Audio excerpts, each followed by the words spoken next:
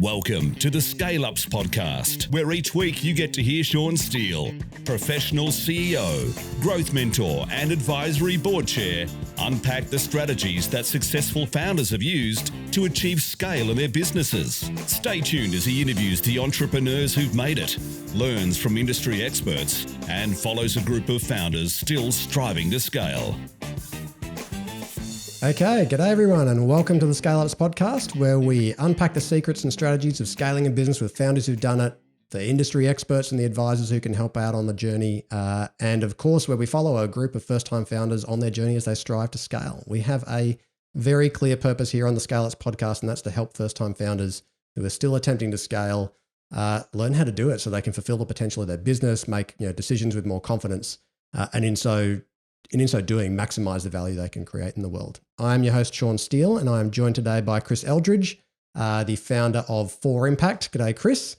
G'day, Chris has been running 4Impact since 2005, technology services business that's now operating in Australia, New Zealand, and PNG, I believe. Is that right, Chris? That's right, yeah. And if I'm not mistaken, you have now scaled up to over 200 FTE. Does that sound right? That's about right, yes. Wow. That's quite the journey, mate. Well, look, we're very much looking forward to hearing about your experiences and the learnings that you've had as you've been scaling up today. So I've got lots of questions for you, and I'm particularly interested in today and talking about a couple of moments that I know that you've had on your journey around the sort of scalability of systems and processes, which so many services businesses really sort of fail to invest in sufficiently. We've had lots of questions from the audience and the community around business partnerships, which of course can be such a wonderful and such a challenging part of running businesses.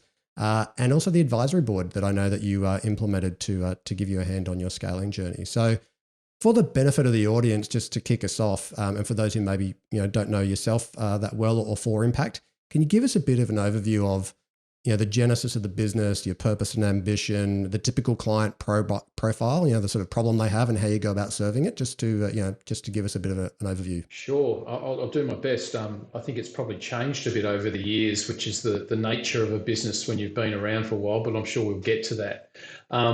So we started back in 2005, really trying to fill a gap that we saw in the Brisbane market. I mean, everyone's got a gap that they're trying to fill in. That's why we start businesses, but it was in the technology services space. And if you were a large enterprise or a medium-sized enterprise trying to deliver complicated IT projects, you typically had to go straight to the tier 1 consultancies or the tier 2 consultancies, and they had a model of delivery for consulting, or you did it yourself with a body shop.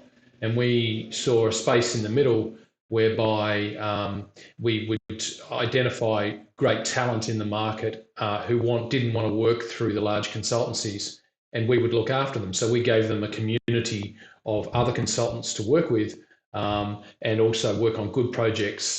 They weren't expected to sell services on our behalf. Our approach was if we did a good job delivering for the client, we'd get invited back.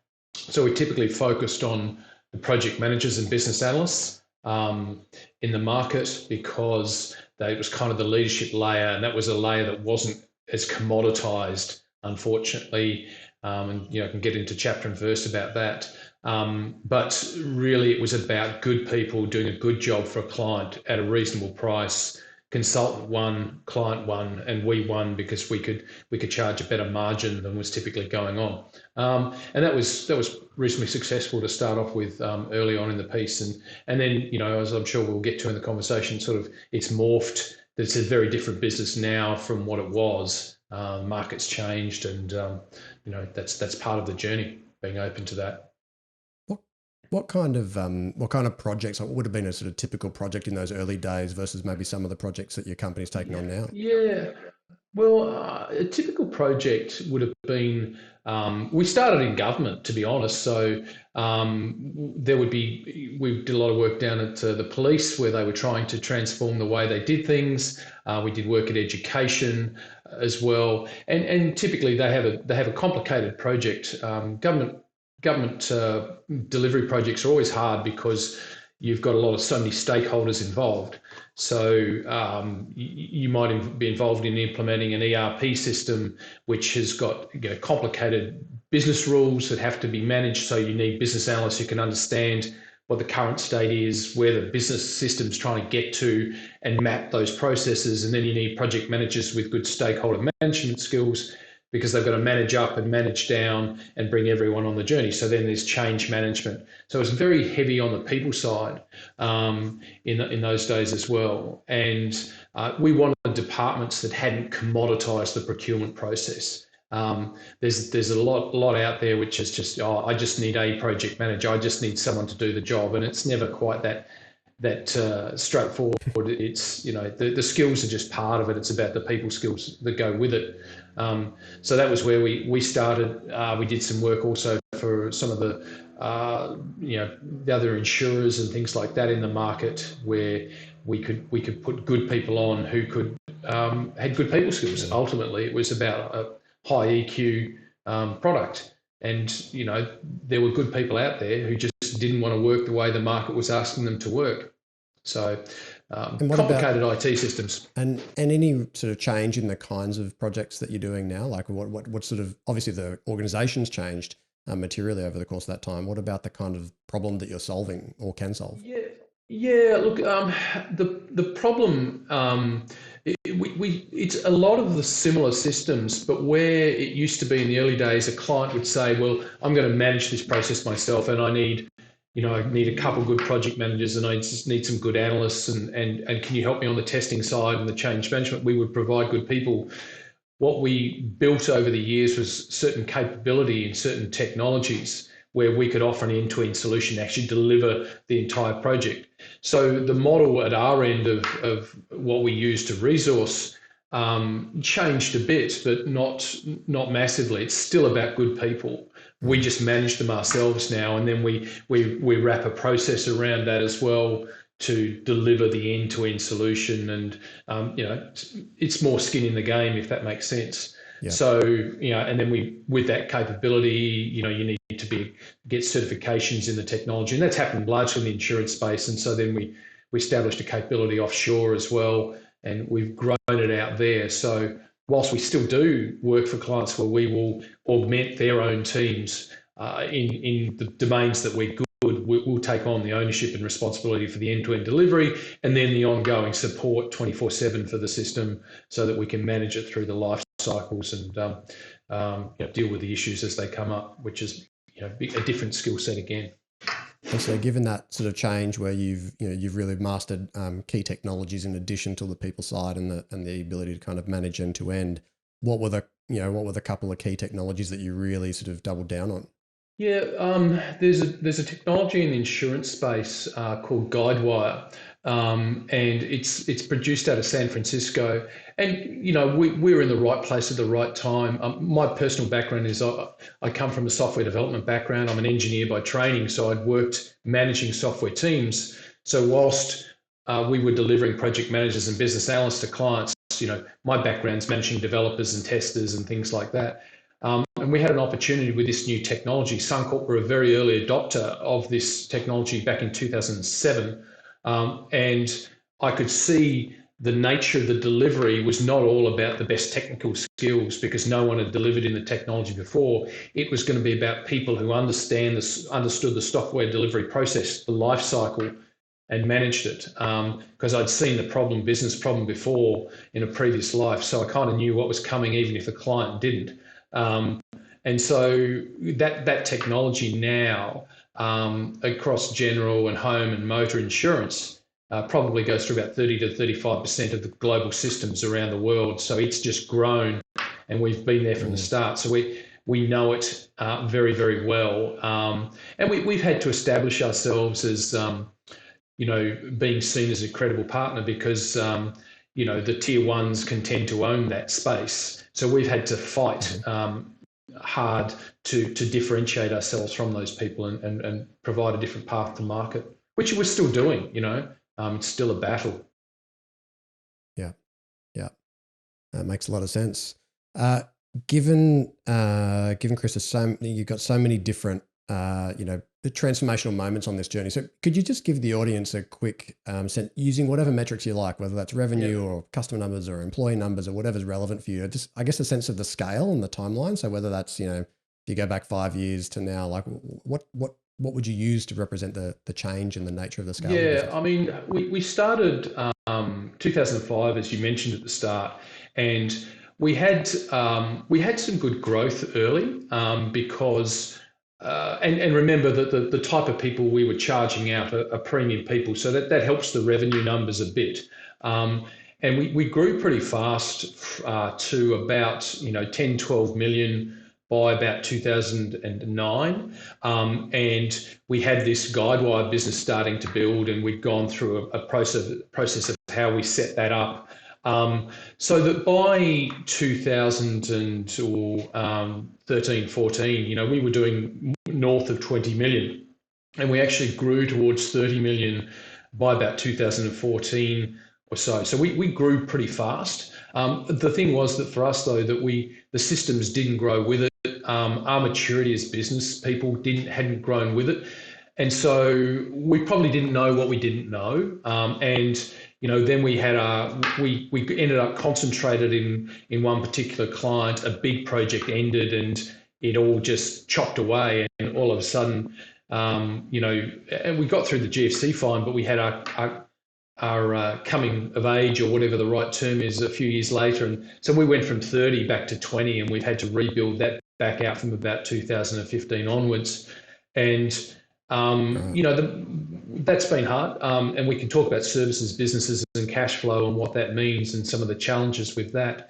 But we've grown that back out to about 40 million as in the last 12 months or whatever. We've gone backwards a little bit of COVID. That's part of the course. But what we've been able to do is grow gross margin and look at the other metrics, because I think we, as business owners, we can get sucked in by the revenue and what it means. And, you've got to have the resources and the capacity to grow. It's not just about having a good idea. And that's, I think, one of the key learnings. It's, ideas are cheap, execution's expensive. So we're at that point now with a profile in front of us that looks good again. Aspirations to grow larger as well. Though what we're using to measure that is probably different from when we started. And Yeah. And so, what about the system? Tell me about you've alluded to it a few times in that conversation. Tell me more about the systems and processes, and how are they holding you back? How did solving that problem affect your growth trajectory? Yeah, it's interesting. Back in 2005, I actually wanted to set up a fully cloud-based business in 2005. I didn't want any servers, any computers, and was successful. We were customer number 17 for Salesforce in Australia, and I automated it left, right, and centre. I did some amazing stuff with it. I can go through the lesson there with you on that one, though. Our challenge was there was no cloud-based accounting systems back then. So we ended up with probably a small to medium accounting system that we're still constrained with and trying to migrate away from 15 years later. And that was a big inhibitor to us because it introduced complexity in the handling process. And the other thing, so we had a good CRM, we had the accounting system, didn't integrate, probably didn't recognise that they needed to, and in some ways they didn't. And so we've ended up like a lot of SMEs where we've now got different systems that are good for what they do, but how do you bring them together? And the integration challenge is a difficult one because it's not cheap.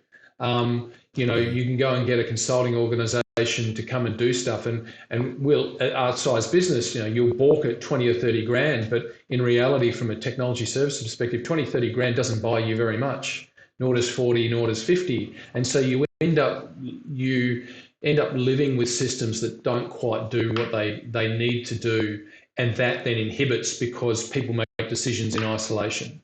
And the other thing that we probably did, or I did, is that I built a whiz banger of a automation early on in Salesforce that could do all sorts of things, but I didn't bring my team with me. My team didn't quite get that, and so they would not necessarily use it in the way we'd set it up. So the whole training and change management was probably something that didn't do as well. I'm a creator and I can see stuff that's obvious to me. Why can't everyone else just get there? And probably could have done with some good training support or something like that, hey, Sean? Do you know anyone? Don't know anybody who does that. Sorry. Keep looking.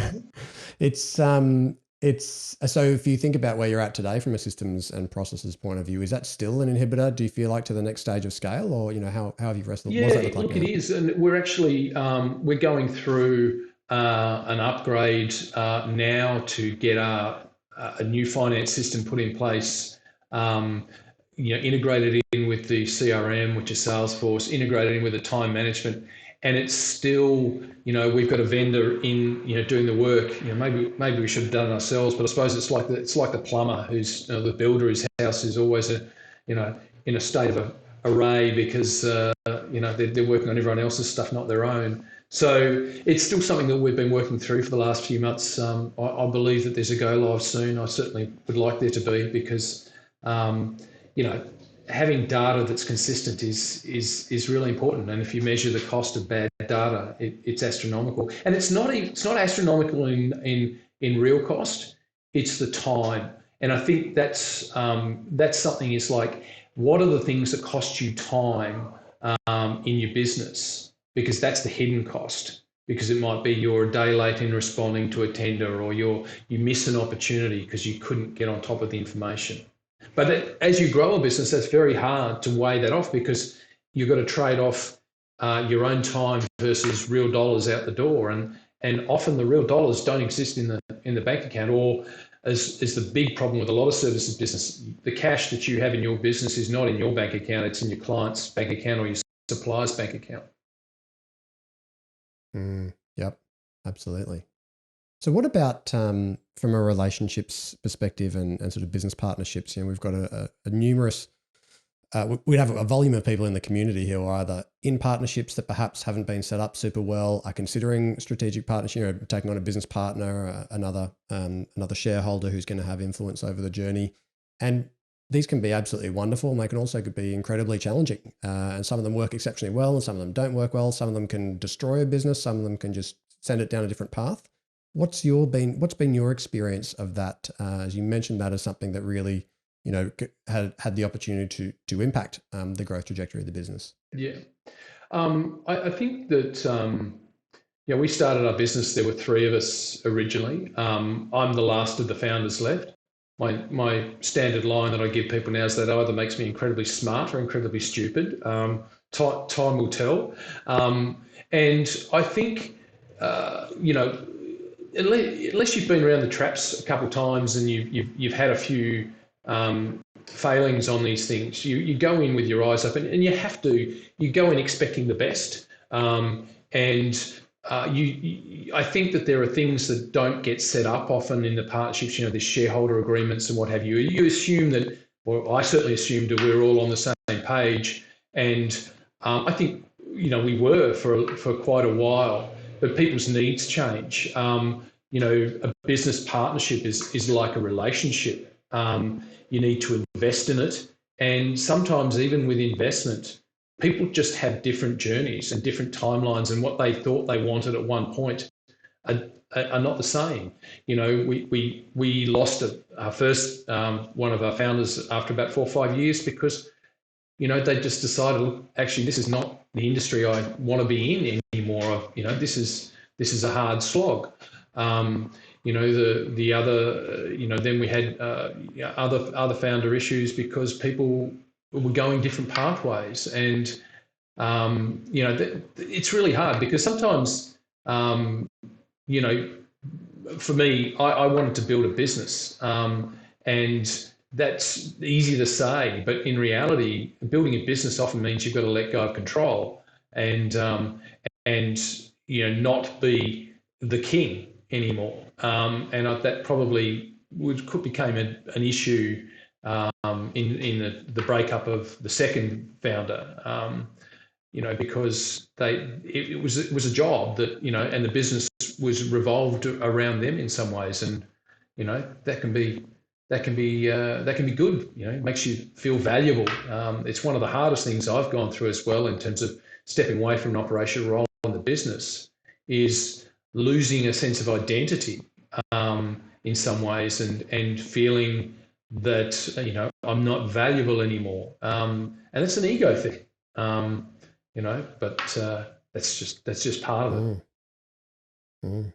And so, given your experience on the partnership side, what were the learnings for you from that? And what would be the practical things that people could do to optimize the chance of success in partnerships that they might take on? I think I think that it's an agreement is really important about what constitutes success, what become points along the way, milestones to revisit, and build in exit mechanisms, because relationships are important to preserve. And the challenge, the other thing that is that when you've got two business partners who aren't on the same page, your staff know it straight away, and it will. They feel it as well, don't they? It's not just they know. Yeah, they feel it. I had someone say to me, and so it looks like mum and dad aren't in love anymore. And that's really hard to hear, and the kids suffer, and it's the same. It's such the same analogy. So, and I think it's about trying to find ways as best you can to recognise that and work out, well, what's best for the business. And I think that's probably a key thing as it comes to me. There is about building in mechanisms that people will ultimately agree to disagree, but will operate and have measurement things for all parties about what's best for the business. Because if it's done right, the business should live beyond the people who set it up. Easy. One of those things, isn't often when we're starting a company, it's very easy to get into a relationship. But of course, these are often the things that get some of the least attention. In the same way as if we're buying a house, we often spend, a tiny, tiny amount of time on something that's a really major investment. We do it on gut feel. Often happens with a business partnership, right? The documentation, the discussion and consideration around what people want and how we're going to check in when that changes, and what is that going to mean for people's options to exit, and who can they sell to, and all of those elements that really actually have to be sort of fleshed out and revisited as you said, people's lives change, people take on partners, their families change, their desires absolutely evolve. And let's be honest, a lot of the founders, haven't done this before. They've worked in a certain context. There's a gap. Two people get together, three people get together because they're going to build a better mousetrap, better widget, and own the world. And I think key learning ultimately is having a better mousetrap, better widget will work for a while when it's on your own energy, but that's not what makes businesses succeed in the long term. It's about all the things that come around the outside, and being not investing too far in that too early, but just having a roadmap, and that takes great maturity and great experience, which most of us don't have. I mean, there's a better support mechanism now. There's incubators and accelerators and things like that, which didn't exist when we started. It's just a few blokes having a crack and seeing what could happen. And oh, bugger me, this is working rather nicely. Now what do we do? Because being successful is often as hard as being a failure. Anyway. Chris, I know a lot of business, as you mentioned, many first-time founders don't know what they don't know because they haven't built a business to the next stage before. Yep. And therefore, many of them look around for advisors or mentors or advisory boards or governance boards, and they're quite often, there's a myriad of options, and the question is which is the right one for them. You chose to take on an advisory board at a stage of your business's development. Why did you do that, and how did it help the business? So we took an advisory board at the start of 2018, and we had just finalised the exit of the second founder, agreed on the terms. We'd got a new investor to come in, and it was a good time. I've got to confess, it wasn't me that had the insight. I was so deep in, and I was so weighed under by the stresses and of going through that breakup. It was really personally hard to do that. And our CEO said, look, I've been introduced to someone who runs an advisory board group, and I think we should have a look at this, because if we just keep doing this the same way, trying to come back the same way, that's the definition of insanity. It's become a bit of a hackneyed term now, but it really is true. And he encouraged us to engage and do. It starts off with a survey process about where your business is, how happy are you with your business, and I wasn't very happy with the business. It was, it's been a long journey. And she asked us for feedback at the end of the process, and I said, I think you've completely undersold this. This thing has so much potential to help understand where the business owner is, and how they're feeling about what happens next. So we did it really because it was about trying to say, well, we've got to behave differently if we really want to achieve what we were. We were kind of, the business from a revenue perspective was back where it had been 7 or 8 years before. With the same sort of business planning approach, it'll all come good. The March to June quarter is when all the money will come in. Everyone will be buying there. Off we go, and we'll set ourselves up for the following year. The old hockey stick. And so we got led through that process of how to do it, and it was really solid. And so we picked a chair. And then from there, we picked a couple of other people. And previously, when we'd had advisors working with us, it was one person. And the assumption, a lot of us, I think, as small businesses, we assume that if we bring in that one person, that one consultant, and maybe they've worked in a Big Four or whatever, that they know what to do. But many of these people haven't actually built a business themselves before. And they give the best advice they can, but it's still on you, which it should be. And so you end up, in some ways, creating a hero that you're going to listen to everything they say and do everything they say. And I think that true heroes are very rare. What is better is the conversation. And I think that's what's so valuable about the advisory process. It's not about listening to one person telling you what you should do. It's about having a conversation with a group of people who don't have all the answers, but collectively someone will ask the right question about, well, why are you doing this and what does that make sense? And then you go back and make the process, make the decision yourself. And for us, I think the discipline of turning up every couple of months with some presentations, delivering that to an advisory board so they could ask questions, probably helped as much ourselves because we started to think about what we were doing. And it was kind of interesting because, I was in the business, I was the chair of the board with the CEO reporting to me and me running a sales team. So the CEO and I sort of got it, but I don't think anyone else did. It would be, we're not on the same page. We get on famously, but we weren't on the same page about what was going on. And that process made me realise how frustrating it must be for the CEO to have to manage a founder, because I don't do what people tell me to do. That's how we got here, which was great up to a point. But if we were really going to scale, part of it was me getting out of the way. And how do you do that? That's really hard, because as a founder, you're in it, you own the decision. But if someone else does it and you let them go and go, that's all right, it's a learning experience, but it costs you $1 million. How do you deal with that? So there's a whole psychology thing that goes on in all of this. But the advisory board helped me step away and have the confidence that there was a group asking good questions, and then I could focus on building out a better board process and working on myself and to the next, go to the next level in terms of my development, because it wasn't about me being the hero anymore or being the best at everything. And I've done every job in that business just about. But if we're really going to grow, it's not about me. If I reflect that back to you, I can almost see that it lifted a weight, if you think about work as being you spend a whole bunch of time answering questions that you've asked yourself about what to do next, what to prioritize, where do you want to be, what should that look like, how do I get there?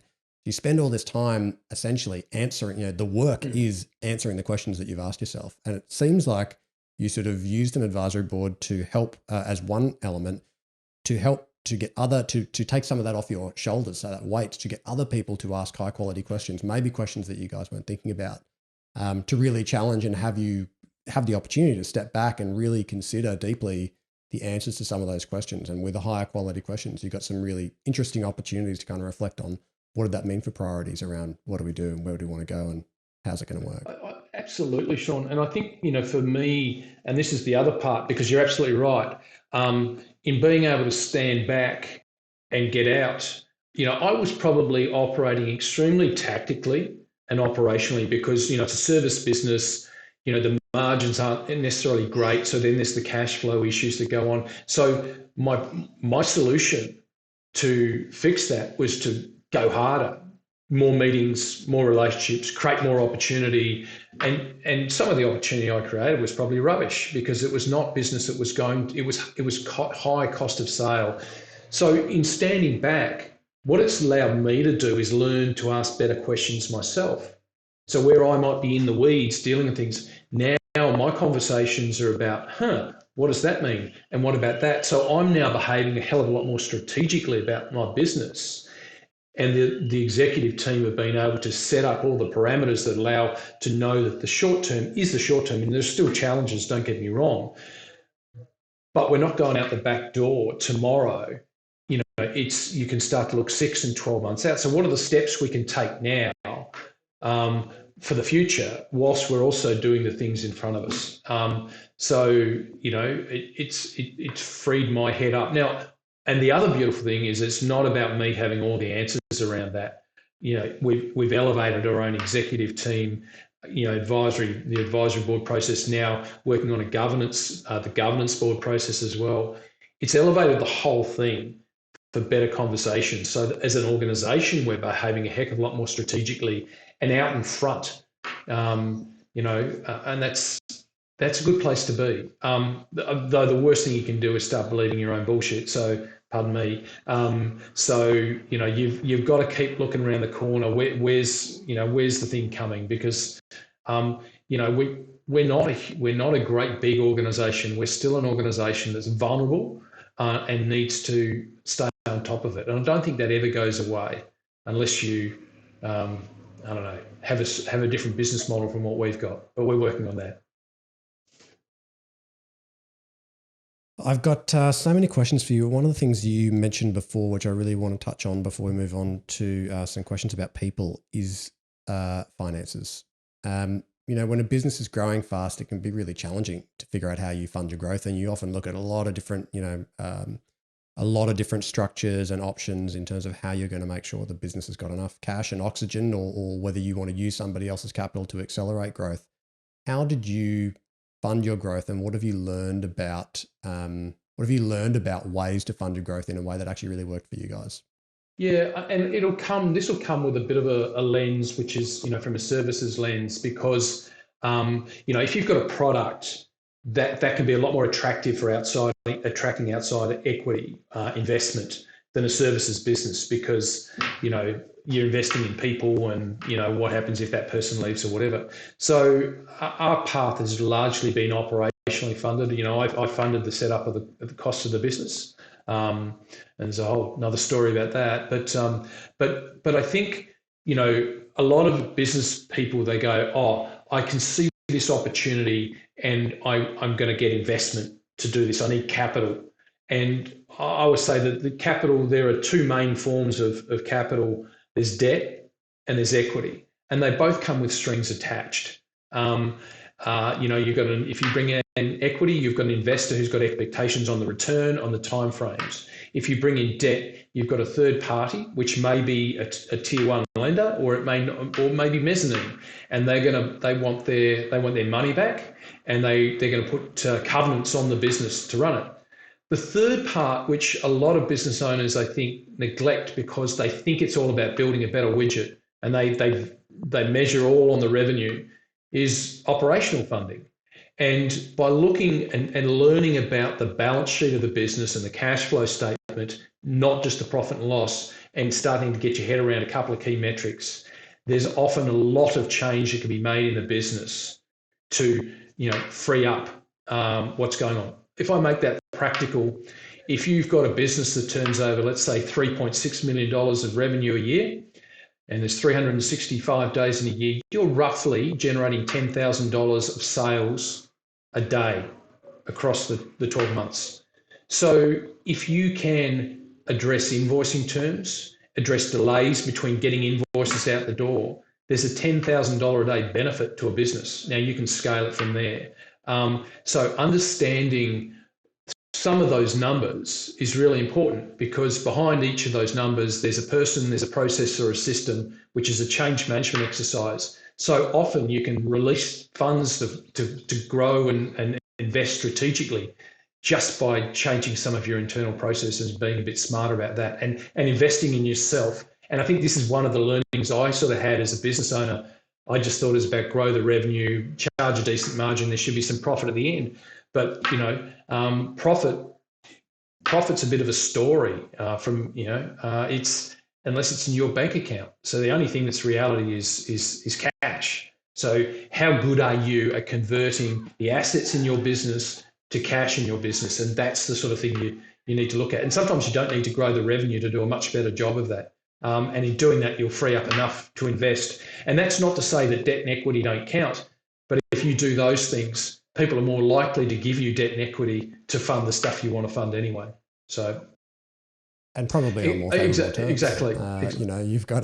You've fundamentally got a better business. And I always think about it in terms of a cash conversion cycle, or just in really simple terms, the number of days it takes from the day that you spend $1 going out to get a customer and the day that customer pays you. And if that's, is it 30 days or 60 days, 90? How long does it actually take you to get that money back in the business? Because that dollar coming back into the business is what you've got to help fund the next dollar. And, even just shaving days, days at a time, to your point, it might be just changing your invoice terms. It might be getting some prepayments. It might be splitting up, the way that you receive absolutely. those payments. And the other one on top of that I find is that when you start a business and it's small, you've got customers who, if you do it, will help you and they'll grow. But as you get bigger, they'll change their invoicing terms. And what tends to happen a lot is that you'll have suppliers who've been with you from the start and you don't do the same to them. So you get this mismatch between what your customers are expecting for you in payment, might be 30 days, and what you're paying your suppliers, which might be 7 days. And all of a sudden, the thing in a services business is you go, well, where's the cash?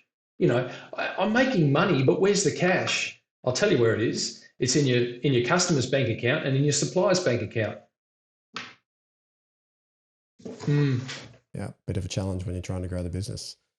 From a people perspective, Chris, when you think about the earlier days when you were sort of the first few roles in the management team, the first few roles where you thought, this is beyond me or us. We need to bring in some bench strength at a sort of management level. Who was your first key hire, and what value did they create? What our key hire was and what would we do it the same way is probably another conversation, and I'm not 100% sure. We went for finance, which was important, but I think but that was because we as founders we invested heavily in culture, and ultimately, and especially in the world we're in today, I think the culture is key, because there's a lot of turnover out there in the industry at the moment, because there's people who've been locked up behind screens like we are today, who are now got options again, and they want to be involved with companies. Companies are hiring again.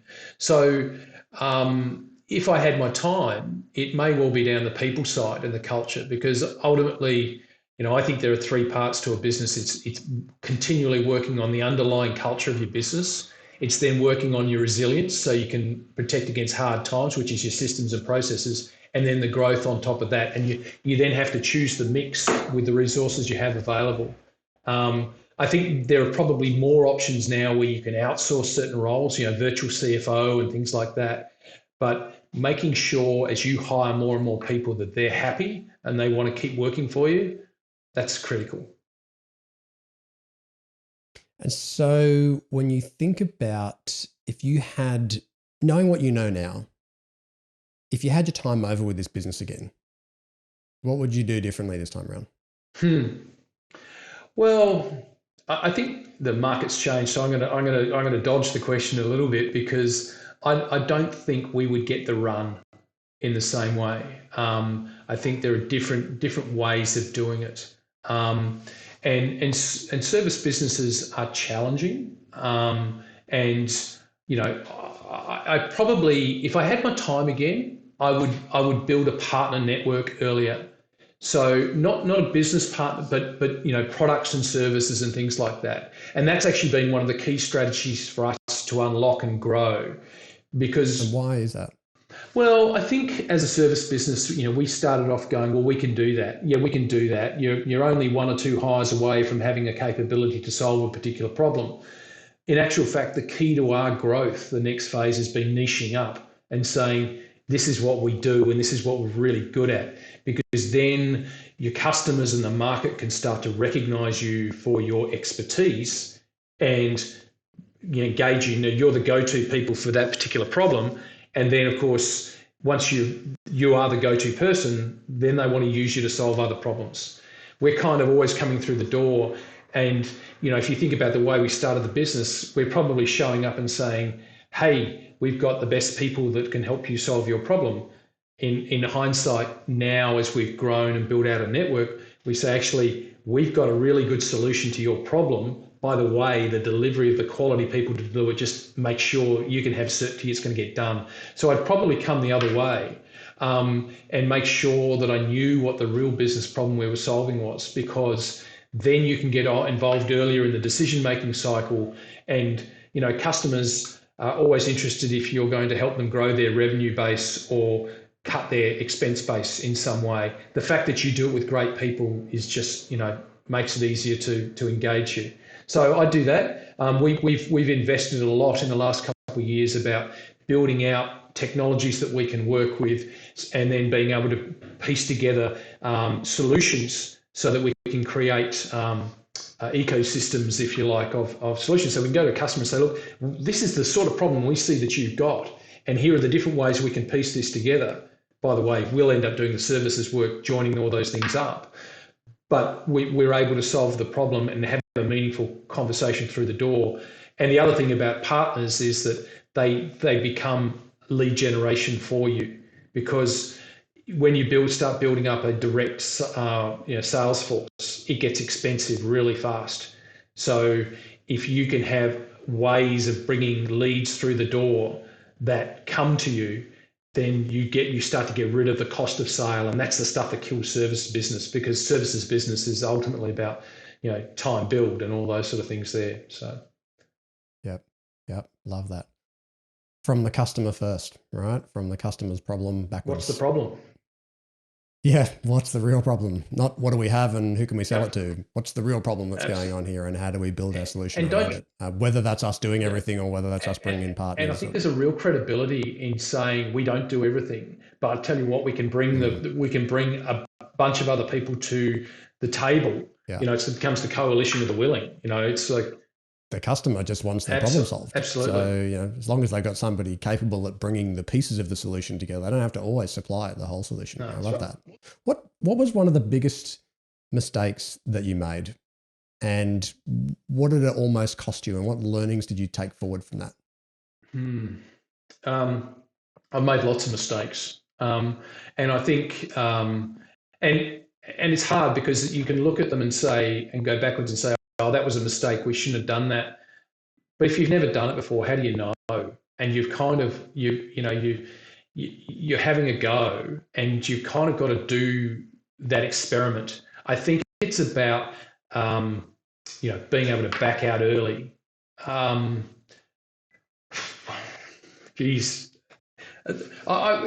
think that I probably, as a business owner, I didn't grow up enough.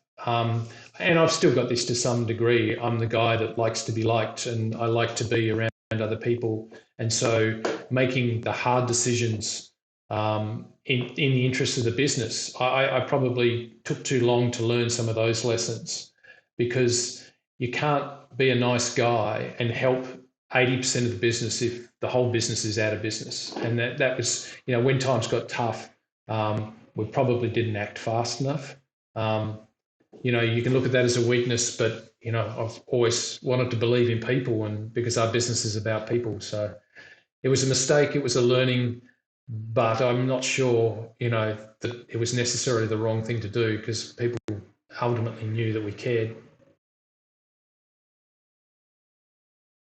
So when you think about the future, then take me out to the future. What does the business look like in 3 years from your perspective?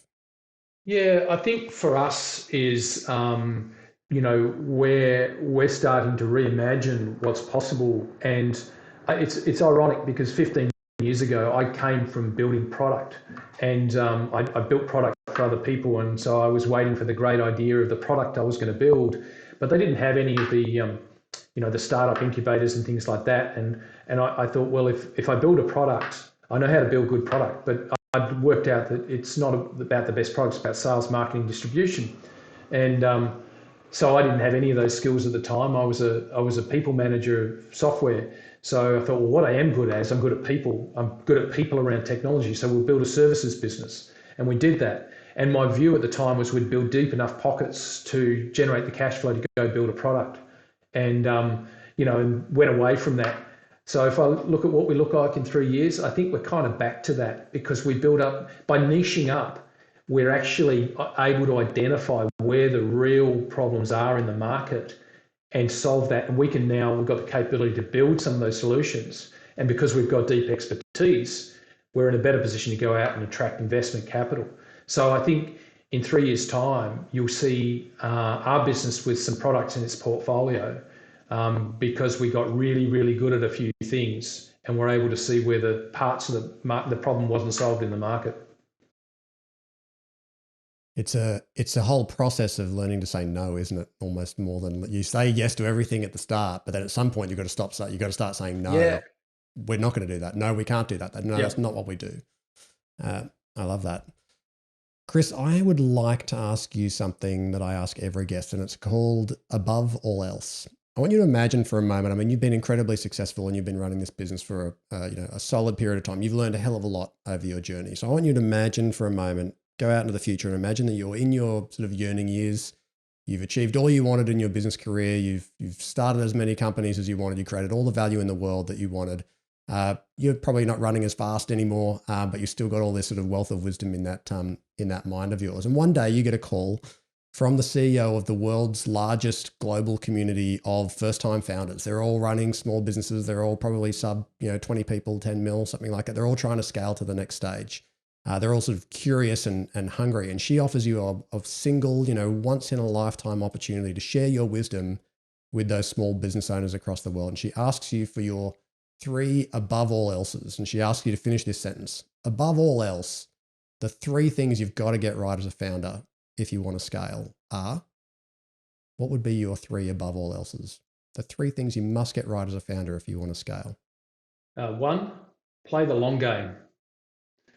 And invest in people and help people even if there is no immediate benefit to you.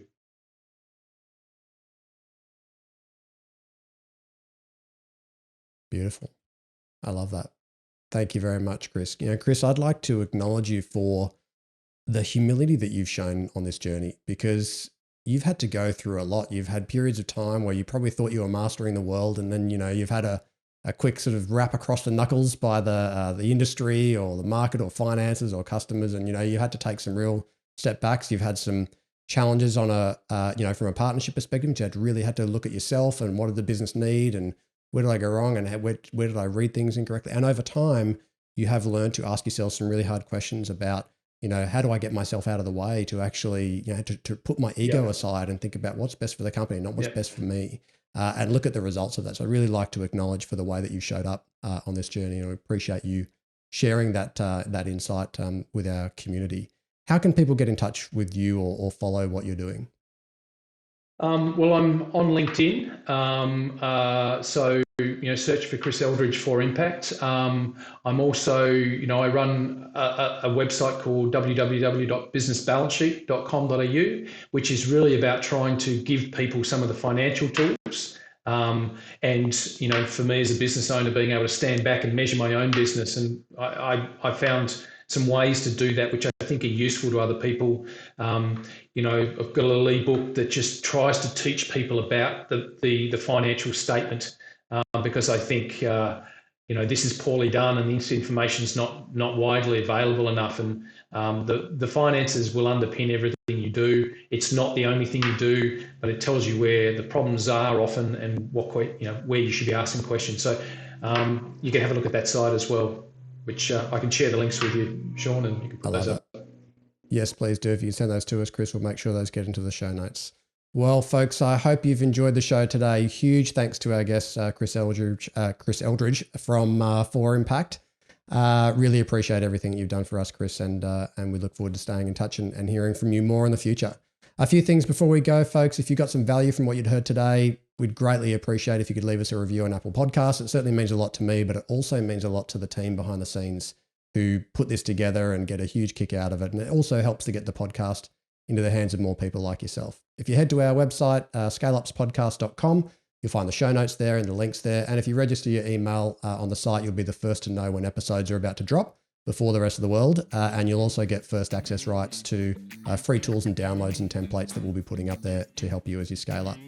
If you have any questions about scaling up in your own business that you'd like myself or a guest to tackle, you can just jump on the website, click on the SpeakPipe button on the right-hand side of the site, and just leave us an audio message with your question straight from your phone.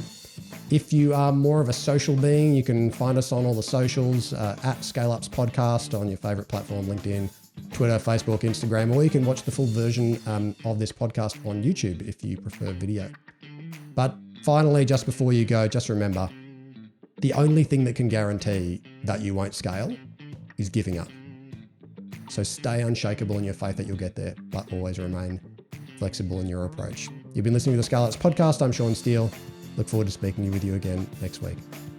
Have a great evening. G'day everyone, just a couple of quick things before you go. If you have questions that you'd love myself or an upcoming guest to tackle about challenges that you're facing in scaling your business, please just jump straight on the website, scaleupspodcast.com.